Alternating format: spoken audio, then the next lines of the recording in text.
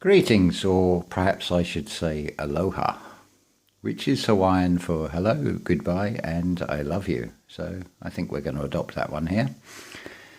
So this is a personal perspective. I'm going to call this presentation the Book of Abraham and Mary. No, it doesn't have anything to do with biblical references, but it is something very relevant to the spiritual journey and the truth-seeking the truth-seeking journey. And it will tie in at the end, so bear with me. This is just purely to demonstrate and a few things. So this was the county of Sussex on the south coast, bordered by Kent, Surrey and Hampshire over on the west. Currently, or at the present time, the counties is split into East Sussex and West Sussex. So we're going to go into a place in the western half. Sussex has a peculiarity in that it is divided into what are known as 6 rapes, which are basically take their names from castles. So we're actually looking at the Arundel rape and this parish here called Sutton. The closest town is Petworth, which is roughly there within this ecclesiastical parish. This is something also, if you're doing family history, that you need to bear in mind. Until July 1837, all you had to go on was the ecclesiastical records, the baptisms, the marriages and the births recorded in the church records. From July 1837, the civil registrations came in, where you can then find out actual birth dates and the date of death as opposed to the burial date. So we're going to take this story back to 1800. So we're going to be looking at Abraham Carver. Now I don't have a birth date for him. All I have is a baptism date of the 27th of April 1800. He's the second child of Harry or Henry Carver. It's interchangeable, and a Mary Tribe. What's interesting about their marriage, 1798, is Harry or Henry is recorded as a widower, and he makes his mark with an X, which implies that he was illiterate. The same with Mary Tribe. She's a spinster. There is an earlier marriage, but I've not been able to find the burial date for the first wife. There was 4 children from that marriage. Anyway, getting back to the second child. Now, I want you to bear in mind all this is looking externally, but it illustrates a very good point with all of this, as will become apparent as I talk about this. So please bear with me on this. So Abraham, baptized in 1800. Generally, you could say the baptism is about within the month of the birth, but we cannot be 100% certain on that. And this is the thing with this family history. We can only reach a point of most probable, not an absolute truth. So Abraham marries Maria Sanders in 1826 in the neighbouring parish of Duncton. They have 2 children, George Saunders Carver, circa 1832. I've not been able to find the baptism record. All I have is the census information, but you can see from this George Saunders Carver, his mother's maiden name was Maria Sanders, so you can also see how the dialect has changed the spelling. It's gone from Sanders to Saunders, because obviously these people could not read or write and could not say, oh, you've spelt that wrong, when the information is recorded in the book. So it is very important to keep in mind the strong local rural dialects, the way people would have spoken, and what was actually recorded by the incumbent, which was generally not from the same area. So to put this into context, what I'm actually talking about here is my great-grandparents' great-grandparents. So when we're talking about Abraham and Maria, I am talking about 1/128ths that make up the DNA of this vessel, this physical avatar that I am in. So we come down to Eliza Jane, the second child of Abraham and Maria. She was baptized on the 16th of April 1837. Now, Abraham dies on the 3rd of June 1842 and is buried on the 7th of June 1842, recorded as the age of 41. So straight away from this record, we've got a discrepancy of 1 year. If he was baptized on the 27th of April and he is not dying until the June of 1842, he should be recorded as 42 rather than 41. So this is why, even with a single original source record, you need to bring in as much other information. Obviously, that age they probably didn't keep a record of their birthdays and may have been 1 or 2 years out and what they believed to be their age. A famous example was Beethoven. His father wanted him to be seen as a child prodigy like Mozart, so the story goes, so he knocked 2 years off his age and said he was born in 1772 to people instead of 1770, so he looks like this child genius. So it's nothing new, any of this embellishing things and the information not quite being right. So what else can I find out about Abraham? Apart from he was a labourer, the only other information I have been able to glean, because obviously there are no photographs or anything to look at, but the only thing I do have, because of the year that he died, is his death certificate. Abraham Carver, aged 41 years, he was a labourer. Note the spelling with no letter U in it in that time. Bear in mind that these would have been recorded by educated people, even the incumbents of the churches who are Bachelor of Arts or Master of Arts, the MA or the BA after their name. Educated men would still at this time record labourer with no U. So, cause of death, disease of the liver, and the informant was his wife Maria, present at the death in Sutton, and she's made her mark. This obviously is a copy of the original. But disease of the liver, what does that really tell me? All I know, he was 41 or 42 years of age, and he's recorded as disease of the liver, but was it through alcohol? Was it some hereditary disease? I'm never going to know. I can only surmise on this. Now, this is the other point I want to make from doing this family history. I will now come to.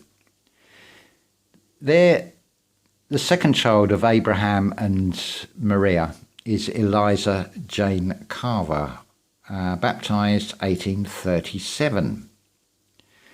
So by the time she's 5 years old, she has lost her father.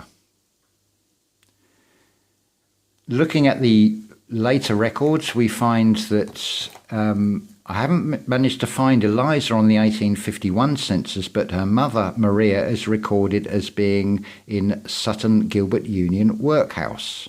So much for privileged white society. Obviously, with the death of Abraham at 41 years old, the family has no income, hence they go into the workhouse. Eliza Jane loses her mother later in 1851. Her death is recorded as natural decay at 57 years old. Maybe the workhouse conditions contributed to that. Maybe poor diets, hard lives of that era also contributed to that. Again, I cannot be certain. But just putting down natural decay doesn't really tell me anything on these death certificates. But anyway, Eliza Jane has 2 children while she's in the workhouse. So her first child, a daughter Ellen, born in 1854. 4th of February, baptised on the 19th, no father recorded, and the same with her second child, George Capling Carver. Here, I think, is where you get a big clue. There is a George Capling floating about in the area. So you've now got this young woman, 17 years old, becomes a mother with a daughter called Ellen, and then a son in 1859 called George Capling.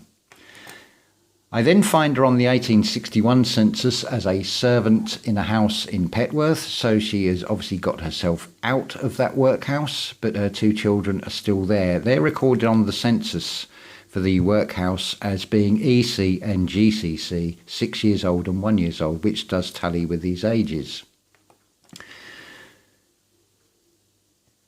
So coming on from this, you've now got this this woman with 2 illegitimate children at the age of about 21.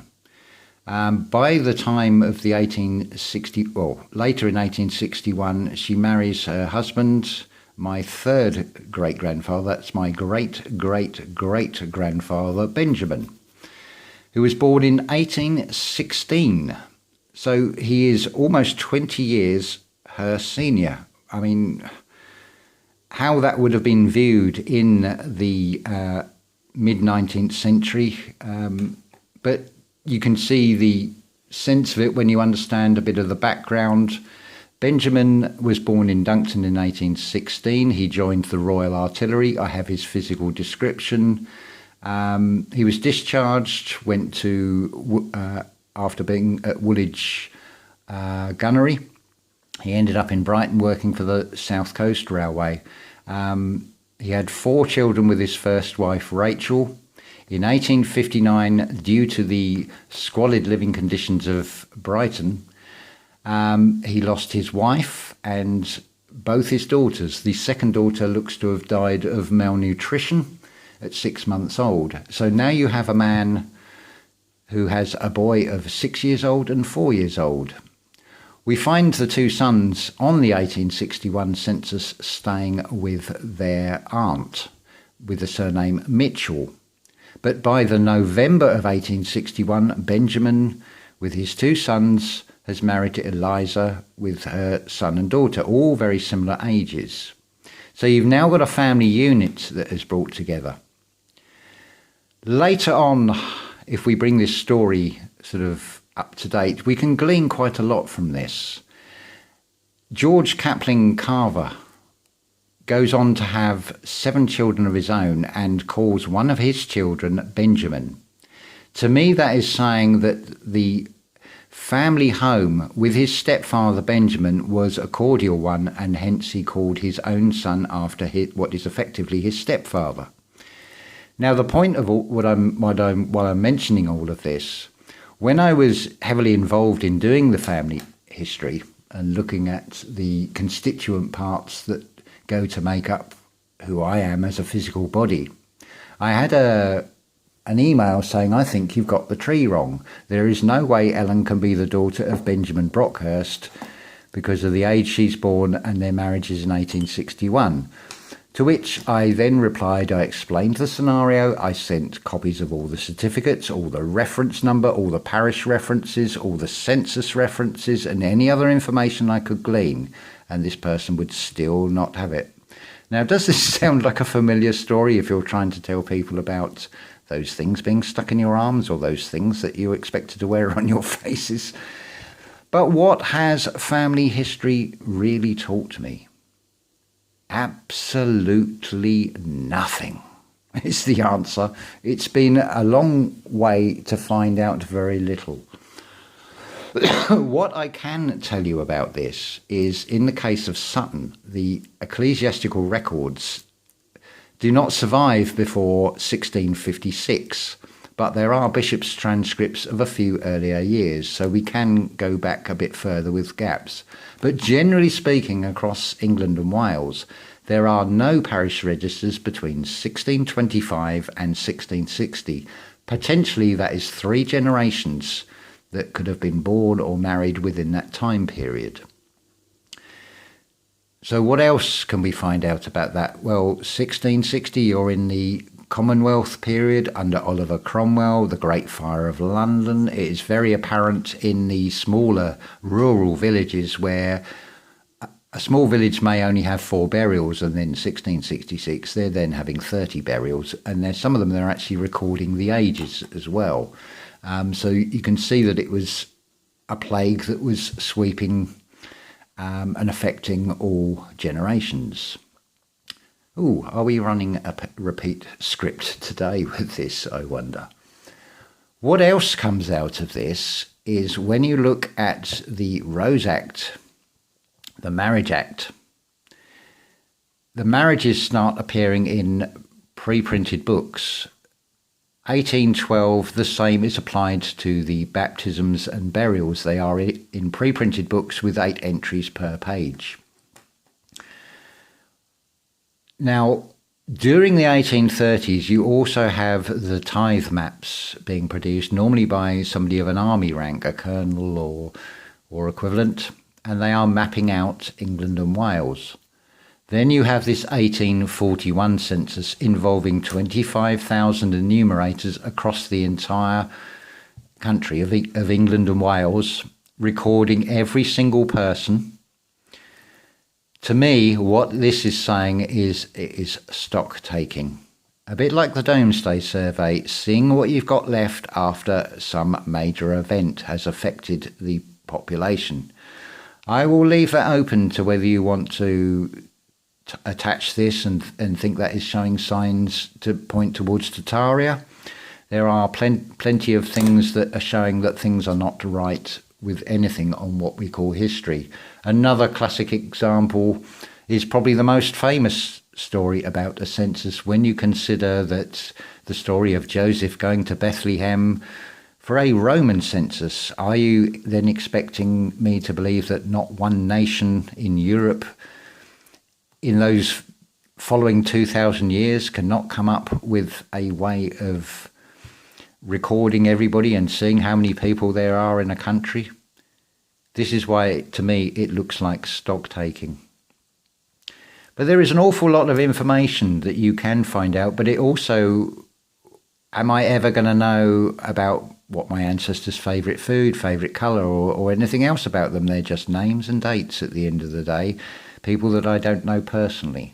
But it has been a wonderful experience in looking into research, pulling all the information you can. I am very fortunate in being able to see letters that were written in 1861 and 1862 that came from Prince Edward Island, which is part of Nova Scotia, asking about Benjamin Brockhurst's first wife, Rachel, written, by the way this letter reads, from her brother asking about the whereabouts and how her sister is.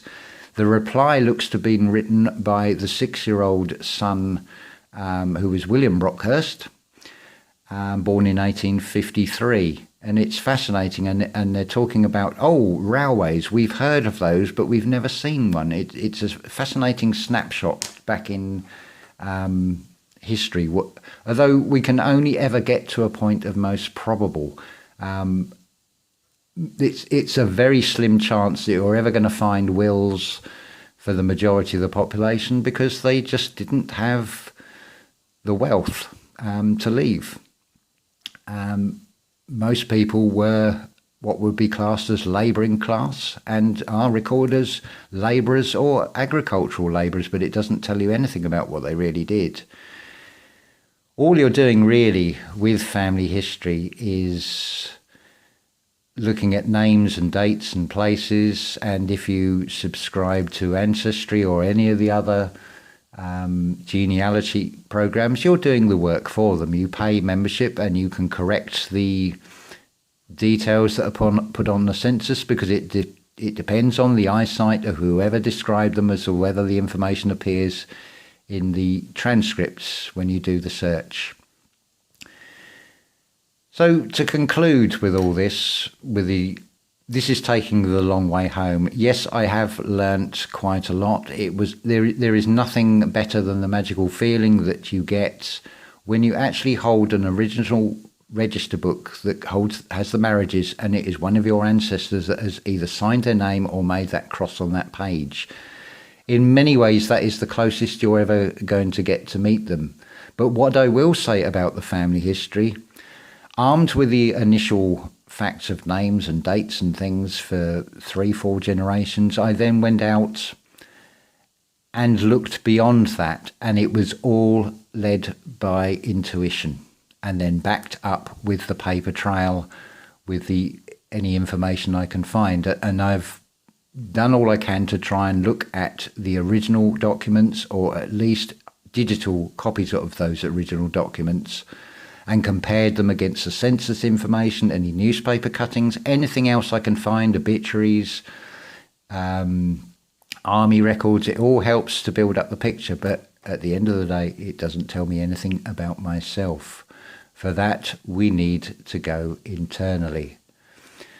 So that really is the message I want to put out with this video. I spent a good 12 years looking heavily into this, and I went way beyond my own family history, where I was actually making transcripts. I'll give you like this one here. I made transcripts of various parishes where my family was. So I've got all the baptism and marriage and burial notes. This is just one small parish. So between 1656 and 1910, that's all contained in that one volume. And I have, must be about 20-30 volumes. But now it has got to the stage where we need to go internally, because I need to look at myself, find out who I am, what I am, and this video is a prelude to that. I have been asked to give an explanation of the Bible and why it looks to be so contradictory in what it is saying, and I will come to that in future videos. Because it is such a vast subject, I will break it down into small sections and give you plenty of references to look on to other things. But keep in mind,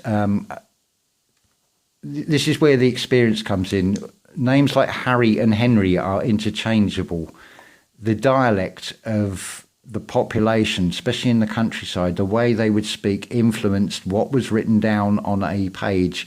So you'll even, if you look at some of the earlier records, you will have a surname like Smith, where it will say baptism of John Smith, the son of John Smith, but the father's name will be spelt with an E on the end, just to confuse things even more. So I'll leave that there with you. If anybody wants to see more proof of what I'm showing, I've got all these records here. I can pull them up. I can send you copies of them. But it always has been just an exercise. It's been a stepping stone on my personal spiritual path and how I came into it. So I thought I'd just share that all with you. And hopefully, if you're still listening, there's plenty of information, ways to look at things, which we can take to what is going on in this world today. Look at as much as you can. Decide for yourself. Go on what feels right is the message I'm going to leave on the end of this one. So I'm going to say ta-ta for now and aloha.